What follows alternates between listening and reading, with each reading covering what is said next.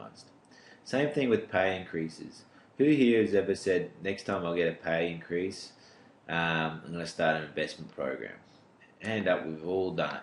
Most spend the pay rise before we even get it. We say we're getting a pay rise and bang, we spend it. The credit card's full by the time the pay rise hits, and that's for most people out there.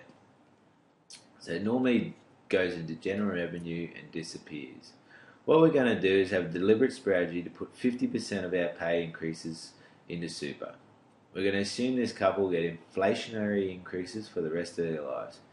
Most people are getting better than this because they're still moving up through their careers. What that's going to do is add another $75,000. Now, that's not a lot, but it's more than most people end up with at this time in life.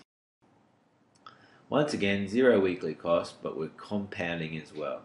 What we're doing is building a snowball. Has anyone read Warren Buffett's book, Snowball? He's the richest man in the world, either him or Bill Gates, depending on the share market, but he's the only investor up in that echelon. He talks about packing his snowball early. He started investing when he was 12 years old and has 60 years of compounding.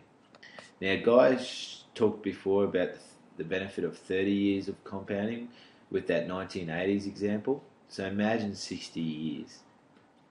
The beauty of these strategies is that we're starting our snowball early by putting money into super and not noticing it. By the time we get to 40 to 50, we are used to putting a lot of money into super and we're not noticing it. It's not going to our back pocket and spending. We're building the back end in super where it's going to be tax free. The next strategy is loan restructuring. Sometimes we do it, sometimes we don't. Numerically it makes sense, but it's hard to get people to do.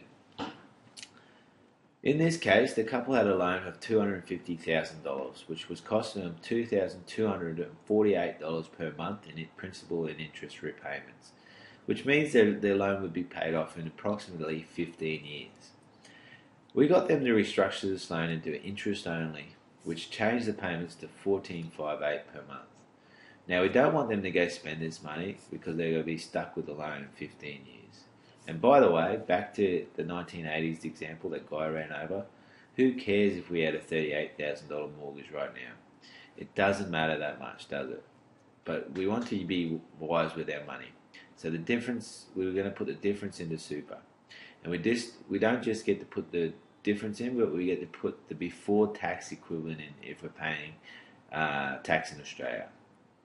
This strategy will add a net $142,000 in 15 years. By doing this, you're going to build up more than enough super to pay off your mortgage and have $142,000 left over tax-free. You only need 5% return on your super averaged over the time to even break even. Now, if I sit down with a 28-year-old couple, we're definitely not going to do this. But a 52-year-old couple, this makes total sense depending on where you're at in life. There are other strategies around this as well for people at different stages of life, like debt recycling with global limits and so forth. But that's specific advice you'll need as well.